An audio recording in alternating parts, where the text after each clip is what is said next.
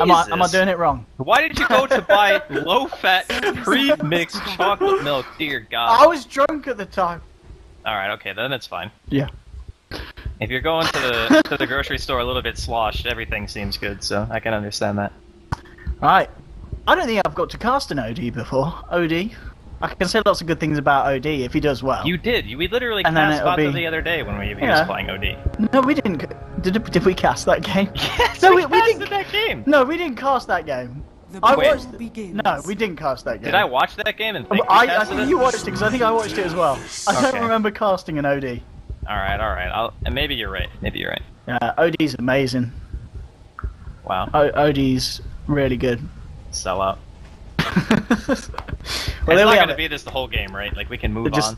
Just jerk it off on OD. Right, anyway, here we go. So the lane matchups from both sides. Resolution is going to be on the mid lane on his Death Prophet up against Fata on his OD. The other lanes, dual lanes, is going to be what's coming up. And this Jara Oracle lane on the top. Talk to me about it, Andy. Well, it's definitely going to be hard to deal with, I think. Because Gyro is really good against Undying. And the other thing is, you can't really use Tombstone in this lane either, so Kuro's got the level 1 decay thing. He's just going to try to get whatever spam he can. But as they bring the third hero to the lane, there is a possibility they can just go on the Oracle. It's not going to be too hard. He gets a block with the shards. Oracle, you're going to have to eat a few more trees. Oh dear, Fortune's End. It might be your own fortune that's about to end. Kuroki with the decal. Boss. Up. Off you go. That's the first blood, and that'll be that. But Liquid showing their strength here in this top lane, and off the back of that, they're going to send No Fair up on the Bane as well. They say, right, we need backup. We need 3 heroes to deal with what Liquid have in the safe lane. Now those ice shards were so freaking good too. But with that hero dying, this lane is still pretty strong. Having the Bane here now too, and I think that it should be pretty much both carries farming. And in terms of kill potential, I would actually say that the Empire probably have the advantage as long as they're not fighting on a creep wave, because then the Rocket Barrage obviously doesn't do as much, so we'll see if they can manage to pull that one back. But I imagine both teams have pretty solid lanes, should be a lot of farming going on. Oh, the shards again, causing issues for Empire. The Hadoken Lucan blowing up the Oracle. They'll look for another one here, 2-0 at the moment. He's going for the TP out, he is going to make it, No Fear escapes. But a second kill for Liquid as this safe lane is going from strength to strength. He just died the same way 2 times. Yeah, the shards. Like he gets sharded in the same spot 2 times. Alright, if he dies a 3rd time, I think they have to just leave the lane. Or maybe they just already abandoned it, I don't know. It seems like having deaths like that, you can't really... Like, one time you can say, okay, fine, you got caught out. It was a really good ice shards. The second time, it's like, shame on you.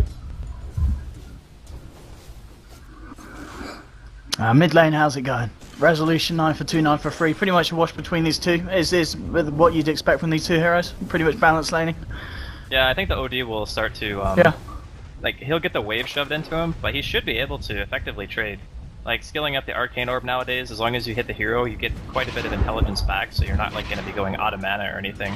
The other part of it is, he can actually go for, he can get ganks from his team. Like, ganking for a Death Prophet, even though it's a little bit easier now, because of Spirit Siphon, it's much easier to just throw out an Imprisonment with a Tusk and an Undying to kill that way. And it's very little the Empire can do to stop it, unless they have a TP. On top lane, they're looking for a bit more aggression here, Empire. They're not happy with how the last fights have gone. They keep trying to look for stuff, but they've got to be careful of these shards. Aloha backing off. Shards again. Not like this 3 times in a row. This time we have to make a walk round, but No Fear could be the one in trouble. They'll Fortune's End him a little bit preemptively before anything was actually laid down onto him, and he's still going to die. He's going to look for the Nightmare Deny. He will get it, though. Just get the Nightmare Deny here. So they won't get the kill, Liquid. But they do force Bane back to base. They are getting totally wrecked in this lane, actually. Oh, could be a turnaround. Oh. The turnaround as this looks like Aloha. Oh, the Fairy Fire. 6.86, saving the man here on the Oracle. Kuroki trying to use the DKs. They'll use the Nightmare to close him, but all but Venom. Hello, Bane. Off you trot. Alright, this top lane is actually a total clown show right now. It is non-stop battle. This is like the polar opposite of what the last series was. But I like it, man. I like the change of pace. It's good. Sometimes you want to farm games, sometimes you want to just kill heroes. And Jirax is going to be taking the quick way back to base. I really didn't think that the lane would be so lopsided for Empire though. Like they are getting just owned. But bottom lane as well. The fact that Funnick 37 for 5, 20 for 2. I mean, we saw this exact matchup in the last game, and Broodmother was on par, if not ahead. But Mind Control seems to be having more trouble with the Tide in this game between these two teams. Yeah, it's because it's a lot easier to get away with creep cutting, I think, in the top lane. Like if you're off lane as Radiant, it's just a bit easier for the Brood to do what Mag did last game than it is for Mind Control to do the same. Just a bit riskier. So he's actually forced to fight on the creep wave, which is where Tide excels, because he can just anchor. Okay, he can Ravage too. He hit him okay. Mind Control. We've been down this path a fair few times. Let's not start rolling away. Talking about rolling, straight into her boss.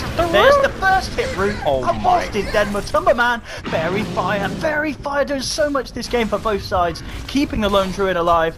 His bear may die a hit, and it will. Anchor Smash finishes it off. Kuroki getting body blocked off, but he might just turn. The snowball is there, no fear. Could be in a lot of trouble. Again, the first hit route onto the Bane. Bane will go down. Kuroki does go down as well as they're able to get the final touch route. The route again. Matumba Man with the hacks. This and again. Can you stop it? He's hacking the game. Actually hacking the game here. Oh my god, that was ridiculous.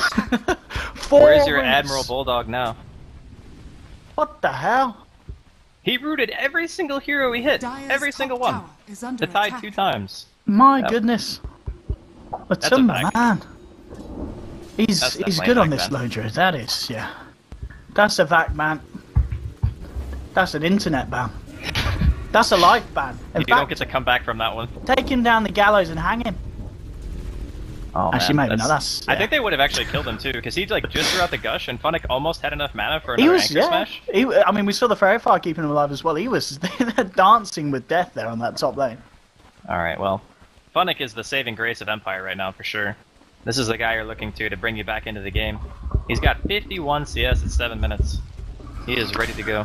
I mean, are you a fan of this whole kind of go for the mech before the blink thing that we're seeing the Tides do? Is there any reason why you would go for the blink over the mech, or is this the standard now? You would go for the blink in games where the enemy team is less incentive to 5 men, because then the blink positioning and being able to ravage in smaller scale team fights makes the fight a lot easier for you to win. But if you're fighting into a lineup that's going to run at you with 5 heroes, then like blink ravaging with very little follow-up in terms of damage outside of just the gyro and like 1 crypt swarm, it seems okay, but the mech is more stability. It means that when liquids start pushing into you, or if you want to push with a Death Prophet ulti, you can just stand by your Death Prophet, and then that team becomes really, really hard to fight. It's very similar to the Tree and the Tidehunter together. The Death Prophet acts as the same kind of hero, where you pop ulti, and they might even kill Matumba Man. Yeah, Matumba Man a bit of trouble with this rotation from Resolution. Ravage flies through, no hope for Lone Druid. They'll get the kill. Yeah, good stuff there from Empire. Clean kill, clean pick off. Yeah, but if you imagine for a second, like, Exorcism is up, and the Tidehunter ulti is up, Liquid never want to take that fight. No, like, no. And that's why you don't need the blink, because they will just avoid you, and that means you can push the tower for free. Dire's structures are fortified. Or you can just solo ravage the lone druid and kill the tower anyway. Radiant's bottom tower is under attack. Look at this, Kuroki and Jax looking for some fun in the jungle. Oracle, oh, you may be in CM mode, but you're out of this game. Rest in peace, Aloha. Rest in peace. He even got the dodge, but the heal? Actually, that heal though. It's not enough. It's a really good heal, but yeah, he got bombed. Oh, yep. Nice cooldown. Zoning cooldown, dude. Zoning. Screw you, spiders. It's a spider detergent. Deterrent. I'm okay with that. I don't like spiders much either. Do you not? I mean, they're okay, but I could do without them, you know? Oh, we've seen some good shards. That wasn't one of them. That was a reborn shard, let's be honest here. Okay, we'll give them the... Oh, hello. They might... Oh, Oracle this time. Managing to save him. I think he was okay anyway. I don't know, he's about to get nuked by the old Spider Blast. He had Brain Step though. She could have Brain Step the spider. Top lane, Funnick. Let's see if he can walk this off. OD hurts, man. And the root, of course. Yeah. And yeah, the BM ult there from Fate. He's not got time for that. And Jarek's looking for the deny. Is he going to be able to find it? No, he's not. Horse will find the kill. I mean, this is the stage in the game where it starts to become apparent why OD is like... If they banned OD, the Tidehunter would have been so much more effective. But OD just crushes Tide.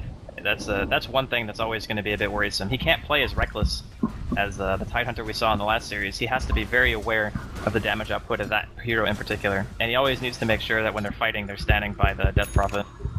Like, they have to be like one unit when they're pushing. I mean, the problem at this point is, I mean, Havorst, his CS isn't just up to scratch at this part of the game. I guess he's not miles behind, but yeah, I guess he's recovering considering the fact that the lane didn't go great. The Spider's trying to look for the last touch on the tower there, don't quite get it. I'm just going to have a pause here. Lags. Lagarino. Not just one lag, multiple lags. Oh, that's what happens. Yeah.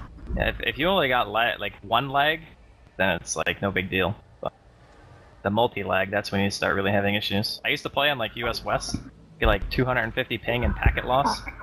It's like playing Dota on like 10 FPS. It's the worst shit in the world. What, in US West? Yeah, like from Sweden, right? You could play in US West from Sweden. Yeah, why would you do that?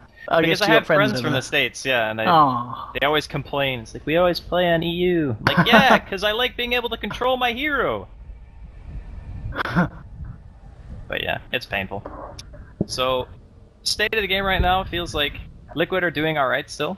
The Tidehunter is pretty beefy. He's already got the mech done. So he's on point for that like 15-minute, 14-minute Guardians if he wants to go that. I think he might be more inclined to go Blink this game. Because if he gets a Blink dagger, then they can actually jump the OD. And he's really the biggest threat, I feel, right now in this game. There's no real safe lane carry that feels like it has some like same impact as a gyro. Like, even though Havos isn't farming well, a call down and a couple of flat cannon shots will still impact the fight much more than a lone druid can right now. So I feel like if you just get the blink, you jump, you kill like one or two heroes, it should be a pretty easy push.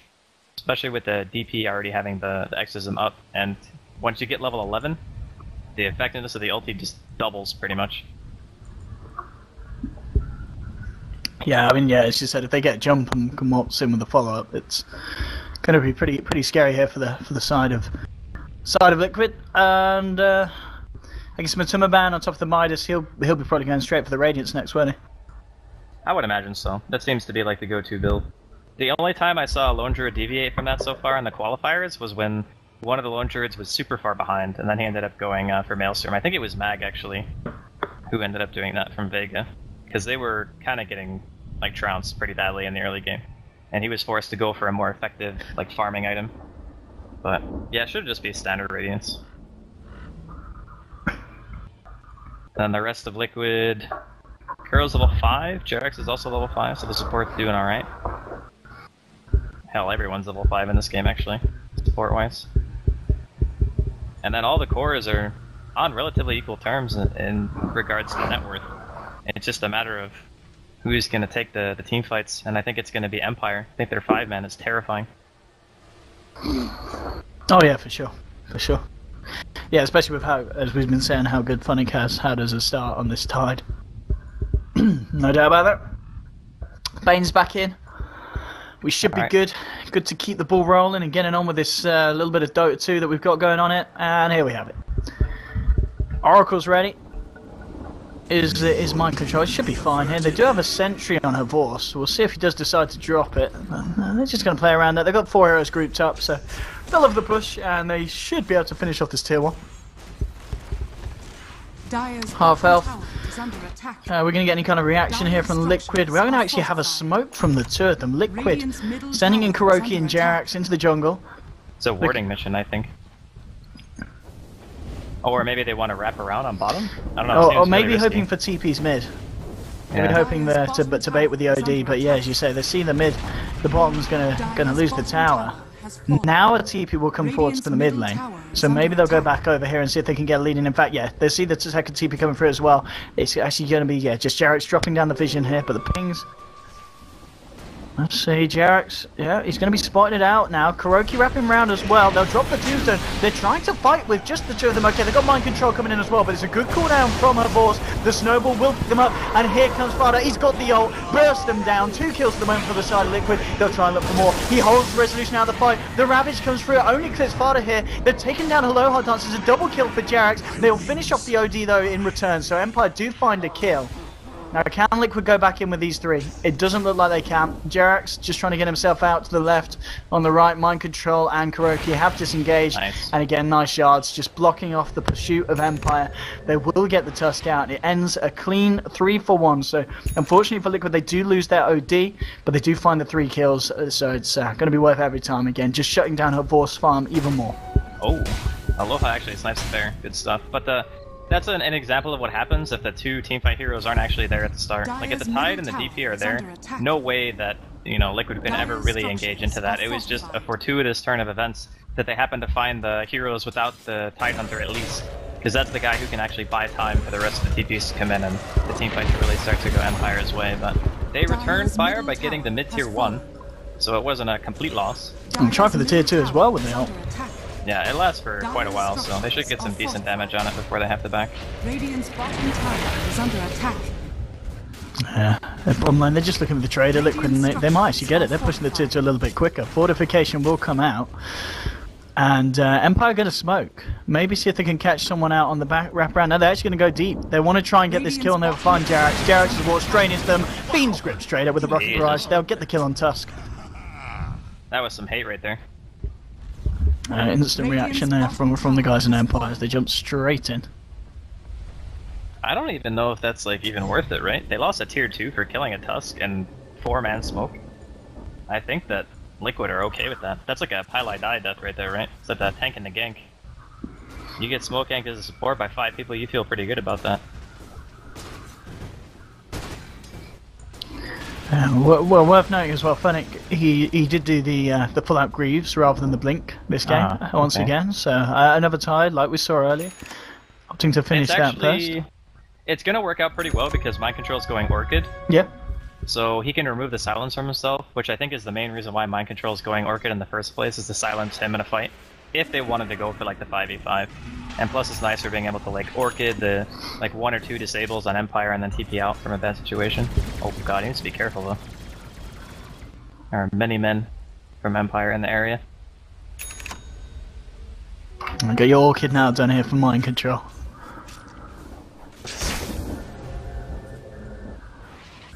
And top lane, Phonic just heading up to continue to get the farm. Lone Druid, Matumba Man, 2.7k towards that relic. He is getting there with the help of that Midas. Well, we certainly had a little bit more action this game than we did in the first series. This is looking to be some good stuff between Liquid and Empire. Yeah. They might fight again here. No fear. Waltzing straight in, but the snowball, the Orchid, no fear. He's got the false promise. It's all a bait. It was a trap. The cooldown, the Fiend's Grip onto Jarex. Again, the Tusk receiving so much hate. And looks like the rest of them will get out. Kuroki with the TP, Mind Control with the walk-off. But yeah, Jarex at the moment tanking a lot of the hate here from Empire. Well, again, it's you lose the Tusk, but I mean nothing really else happens from that, and that was a Exorcism pop as well, level 11. So it's a very long cooldown. It's like 2.5 minutes, give or take, every time you pop that skill. So for a while, Empire are gonna have to wait to pressure any other lanes. I suppose it's not too bad though, because Funnick was farming top lane and getting a kill, and Liquid not really able to do anything in response in the time that the ultimates are down. That's kind of what Empire are looking for. As long as Liquid don't like strike between the ulti cooldowns, then it's not too bad. They're gonna try and go nonetheless without the ult here on Death Prophet. They've got a DD, so he can get a significant amount of right click and Vorst. He's picked up the Sange, so he's starting to beef up a little bit. And they should have a good shot at trying to take this tier 2 Liquid. They've still got 2 members down on the bottom lane. Kuroki and Mind Control won't be here for the defense, so Empire will find the tower. Has fallen. At this stage in the game, it still seems a little bit hard for Liquid to engage, right? And this is what we were talking about, is when you make the choice to go Blink, you either need to use it to initiate because the enemy team is never going to fight you properly, or you make it so that you can you can farm a little bit more And you can obviously get into better positions for the Ravage in the first place, but in this game, he doesn't really need the mobility, because he just stands by Resolution who pops his ulti, they hit the tower, and Liquid pretty much has to run into you. So in that sense, you don't really need the blink yet. I mean, how much of a problem is the fact that Empire are kind of ignoring this lone druid? I mean, he's now got that money here for the relic. It will eventually be a problem, for sure. Oh, not Jerax again. Oh, poor old Jerax. He's just creating space, man. He's always in there at the front. I mean, I guess it can be expected as a Tusk. There are going to be, you know, you're the one that's going in, leading the way. But it's not gone too greatly for Jerax the last few times that the fights are kicked off. Yeah, but if it was anybody else dying, it would be a much more concern. It's like either him or Kuro are the two people that you would want to die in those situations. And plus, every time that happens, it's always so many heroes from Empire. So Matumba Man's farming, like bottom lane, Mind Control was farming too, Bata's farming, he finished up his Athos, so it's not as if his deaths are in vain. Every time that happens, Liquid are able to get more and more out of the map. I think one of the impressive things as well is the fact that, you know, considering that Matumba Man has had this kind of free lane where he's farming, it's still Funnick at the top of the CS charts on his Tidehunter. He's just been getting so much farm on this map. Dude, Anchor Smash costs like no mana, does lots of damage. And bottom lane? Aloha Dance? Getting chased down by babies? Those things actually do so much damage. They're nightmare. Here comes the Exorcism top. This is still a very hard fight for Liquid to take. Dire's structures are fortified. Yeah, fighting Exorcism's never going to be nice. Dire's top tower is under attack. I wonder, are they actually going to try to fight this? Jerax, is he going to lead in? Is he going to do it? Or he's tried a few times, maybe this is the time it's going to work out now. It looks like he's been put off. They're not going to try and chase for it. I think they wanted to just cancel TPs, see if they were trying to go back to defend the Brood push, but there's already 3 members of Empire in the area, so either way, wouldn't have mattered too much. What is Mind Control's next item? He doesn't have boots yet, so he could go for like brown boots BKB, which I think would be fairly solid against, at the very least, the Gyrocopter and Tide, so that way you don't have to worry about getting like bursted down or anything like that. And Tidehunter also gets his blink. Yeah, level 12 as well. But that is your Radiance done now. So we're at 90 minutes Radiance and Midas now on the bear.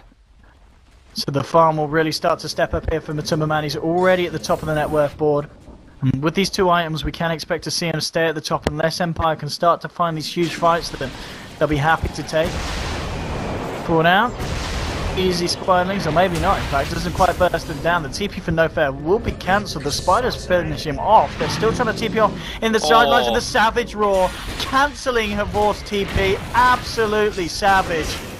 And he's gone. They'll get the kill, and Matumba Man TPing down and joining the fights after getting those 2 item pickups at just the right time, and he's going to be very happy with that.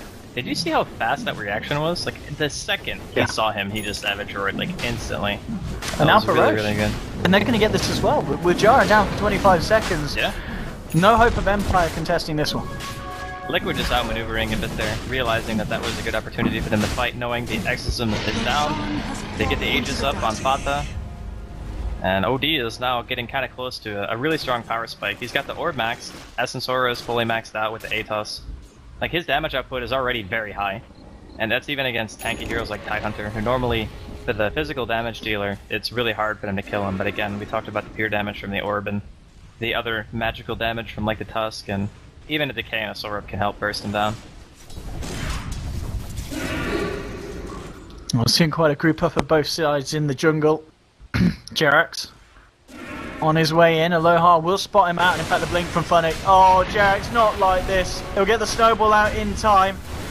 Onto Funnick, but he has got a Ravage if he wants to use it, and he will. He'll pop it here. He'll catch Mind Control as well on the sidelines. In fact, they've got the Fiend Script down on him as well. The Spider trying to get himself out. The Astral did cancel the Fiend Script, but it doesn't matter. That's going to be 2 down. There'll be a buyback from Jerax. Now they get the silence onto Fada, setting him up with the Yaws. In comes the Fortune's End, holding him in place. Are they ready to move forward for more? Yes, they are. Funnick blinks in. They'll go out the ult here on the OT, but it doesn't matter. It doesn't quite kill anyone on the side of Empire. They're still fine. Funnick's being chased down by Kuroki and Matumba Man. They're looking to find the kill onto the OD. He Astrals himself. Fortune's End coming out a little bit too early. Jarek's now here with the buyback, and now he might be able to turn it. Brings them across onto the Oracle, closing the gap here. They'll look for the kill on Aloha. Matuma moving in as well. They will get it. So the buyback from Jarek's paying off in the sense that it allows them to get that extra kill.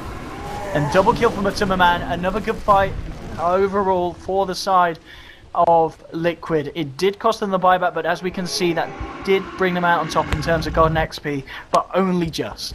Yeah, it's way worth it though, because they managed to take a team fight without the DP using her ulti. She's got it now though. And there we go with the cooldown with Timberman. Ah, he's dead. He is so dead. Surely the last goes. Oh! 9 HP. 9 HP. Oh. My god, that has to feel so bad actually. Oh, so close. Oh, they missed the dust too. Yeah.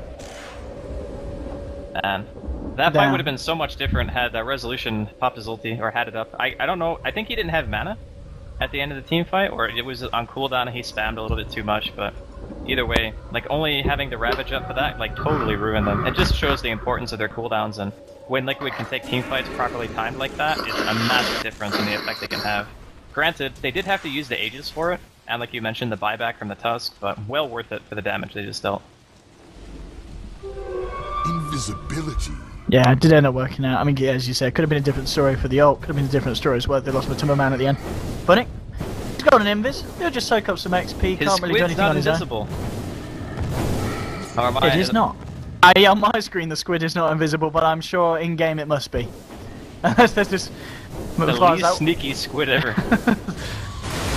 Oh, and here's, Resolution. Funix set this up beautifully with the invis, and they'll let their backup coming in. They'll find one, they'll blink forward for Kuroki, and they're going to get it. Tombstone gets dropped down, plants his own grave. Man, Spirit Siphon, what a freaking skill. And this is, I mean, 13 for 13. The fight before this looking good for Liquid. That very nice bit of play there for Empire. Big kill getting the OD. Yeah, the Ruin set it up very nicely. This is a close game. They will have to address the Brood. Looks like Death Prophet's going to be the one to go down there. And I guess the biggest problem still that Empire are running into is their gyro is way far behind is okay. Yeah, goodbye Oracle. He false promised himself. I don't know.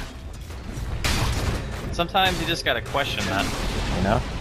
Kuroki? What? Someone's not got it set to cancel TPs. Well, oh, there's a Savage Roar. Yeah, cancels the TP of Funnick. Oh, he's stopping try and chase this. Jarek, so annoying. Looking for the opening to get the shards through, and he does, but they're not going to follow it. They, you know, they saw the game earlier. They know that Tidehunter is hard to kill, and they do know that there is backup around the corner, so no one needs to go too hard. No OD, no kill Tide, pretty much. That's how this goes down. They did manage to take him down in the bottom fight, but it was pretty much because they beat on him for like 40 seconds straight. Like 3 people were trying to kill Fata, the other 3 were killing the Tide from Liquid, and it took him ages to do it without his help, so makes sense why they would back there. We did talk about the BKB on Brood, it's now done. So my control can pretty much play a little bit more aggressive at the very least. Important to note that the Spirit Siphon does go through BKB. I don't know why, but it does. I don't really think that hero... I don't think he needed that, but he's got it now. Oh boy, I mean Resolution, he is looking incredibly stacked. Yes. 25 minutes in. This hero's mega strong at the moment. And the fact that he's just hit level 16 as well, the next team fight, if they get a good ult off, you know, following through on a Funnick Ravage, it's going to be absolutely deadly. Yeah, they have a gem as well. Yeah, okay. And Mind Control's just found that out. And the BKB is not going to save him. Very sad spider. They can just push into the tier 2 bottom, right? That's the last outer tier tower of Liquid. Or they can wait out. Definitely go for it. I mean, if they want to fight as well, they Exorcism. So I don't think Liquid will want to try and hold this one. It's going to be a hard defense if they do try for it. Funnick's already hanging in the back, you know, getting himself in position for the Ravage. But looks like they push mids enough to force Resolution back. So they don't want to try and force it themselves. Empire would rather play defensive. And Funnick is in position for a Ravage. Oh, they want to kill Matimba, man. And there we go. Straight in with the Gush. Funnick moving into position. They'll see both of them. The Ravage, it will catch them, and now Havors focusing the Tombstone, but he's got the flat cannon off. It's hitting the Timberman. The Savage Roar will send back the Gyro, and he TP's out. But Timberman, again, with these savage roars, I mean, that is... We're seeing the power of that spell here. The way it can just disengage heroes, give you the space to get out. Matumba Man playing very, very smartly this game. He actually impresses me so much when I watch him play. I say AC done us now. That's like, I know he's like 8,000 matchmaking points or whatever, right? But still, the guy is damn good for sure. But in that time, like they still ended up getting the tower too. Oh, Fiend's and Exorcism! Holy cow, he's gone. That is. I mean, I guess the thought process is that they can try and push for the tower here as well with the Exorcism. It doesn't last that long. Like the duration of the ulti is only 35 seconds. So, oh, middle lane. What is going on? Like everyone is just like super extended this game. It's going in super deep. Alright, TPing back. They're gonna try to kill Aloha Dance. He has ulti though. Everyone just backs up. I guess maybe the mentality resolution is it's better to just kill the Brood and have the LT be down because we haven't been using it on cooldown anyway. Oh, they want to fight. Tombstone, snowball straight across onto the Bane. Bane, he's going to get false promise. They get the multi-man silence off, but they don't have that exorcism. Here comes Fart with the right clicks with the BKB. He's got an Astra ready to use when he wants to drop it. Sorry, the Ultimate Sanity's Eclipse comes down. That's going to be the tide down. And now resolution. Rodomatos is out. He's slow. Double kill for Fada. Make that a triple kill. In fact, he nearly gets the Ultra there, but it's stolen away from him by Jerax. And that's the power of OD there. Absolutely ripping through Empire. And this is the reason why we're seeing this hero being first banned, because suddenly he comes out of nowhere. He's got a BKB and an Atos, but that's more than enough to just tear through some of the heroes with 3 clicks at least. Yeah, that was a really nicely timed fight again from Liquid. They realized... Oh, he might get more. Look at this damage. Aloha's got to run. They might look to just focus on Boston with the snowball. This could be over. This could be OD just ending the game. This is OD ending the game. Double kill for the OD. Jeez, that damage. That was insane. But that was the perfectly timed fight. Like, no Exorcism, no Tidehunter Ravage. Because they use the Ravage top, they use Exorcism bottom. Liquid are just like, alright, it's our time, let's go. No ultis. Oh, Kuroki. Casually getting brains out here. Yeah, 1, 2, 3, goodbye. You're not, no. We're not having that. Wow. It did force out a buyback from the Boar Stit. The Ravage is back up though, so I don't think they actually... If they can kill Fata here, that would be pretty big. Yeah, goodbye.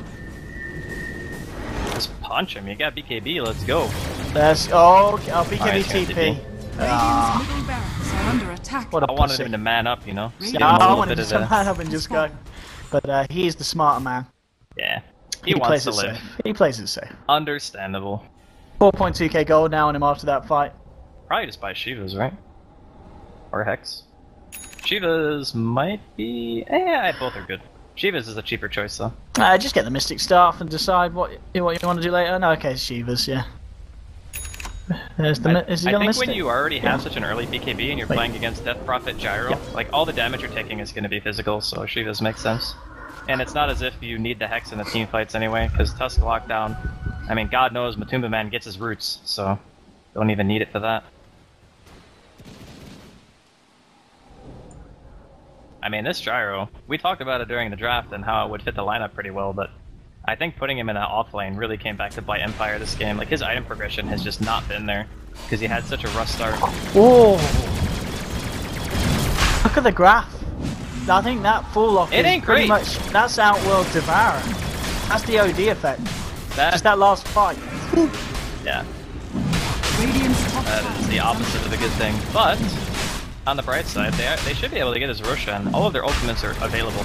I think Empire had a couple of critical execution mistakes this game, like just when they decided to use their ultis and getting caught. But Liquid are coming in. Oh, they are indeed. They've got time. Tombstone's been dropped. Roshan hasn't quite been finished. Fada with the Shiva Scar, ready to move with the right click for the false promise, keeping the Bane alive. Jarek jumping up the high ground, snowball down Fada. He's been Fiend Script. The Ravage comes out from Funny. Maybe they can take this. Exorcism comes out. Fada's been silenced. He gets off the ultimate here, and he's still trying to fire up with the right click. He'll take that Funny, but he loses his own life. 2 for 1 at the moment. BKB being popped by mind control. He's looking for no for the Tombstone, still doing work. Resolution's just gonna look for the TP out. They'll sack Bane, and Bane will fall. So it'll be a 2 for 2 there. Amidst that all, Gyro was able to pick up the Aegis. And they also got themselves the Roshan kill. But yes, indeed, as you point out, they did lose melee racks up top there. Home in trouble. Man, that was It looked for a second like it was going to be a good fight, then I was like, wait a minute, the lone Druid is top. Oh, yeah, she's buying back. Yeah, why not? Is this a buyback and go for finishing the game, go for Megas? Yeah, why not? The Tidehunter Ravage is down, so is Exorcism. Yeah. The ultis are too long of cooldowns, actually. Like, the way this game played out, Liquid just knew exactly when they could fight. So they chose the opportunities between those ultimates, took the fights properly, got kills, and then one really bad engagement coming in from Empire, like when they wanted to fight, but they couldn't. And then they go anyway. So now Liquid are like, okay, this is our timing. Yeah, let's give it a shot. See what they can do here. Link in from Jarex with the Snowball Stone and the punch onto a board. And he's going to have the backup here of Oracle. The Tombstone is dropped. The cooldown is nice as well. And moving forward, Jaret's getting all over. The Soul Rip keeps him alive. In comes Sparta with his own Shiva's Guard. And now it starts to punch. BKB comes out. He's ready to steal some intelligence. I'll have that intel. I'll have that intel. I'll have your intel. He gets himself some points. Plus 20 at the moment. Snowball onto Resolution. Resolution to fall. Will buy back straight away. Her boss taking the balls to the face there from Sparta and his magical stick. Here we go. Second round for a boss. He had the Aegis. 1-2. Goodbye. OD's a good hero. GG. Well played. We're going to game 2, of course. I think you've got to ban the OD, Andy. It seems a little bit bad. It's really strong for sure, but we also have to say that this game was won solely on execution. Liquid just played the better Dota, for sure. Empire just were too overeager, I guess, with their ability usage during fights and trying to go for a lot of kills and just losing sight of just playing objective gaming. Because I think if they just stuck together as 5 with ultimates up, that game is super hard for Liquid to win. But a couple of well-timed fights from Liquid put him in a really dominant position. Even the Roshan fight, with Matumba Man not being there, they still managed to do a really, really solid fight, even against all the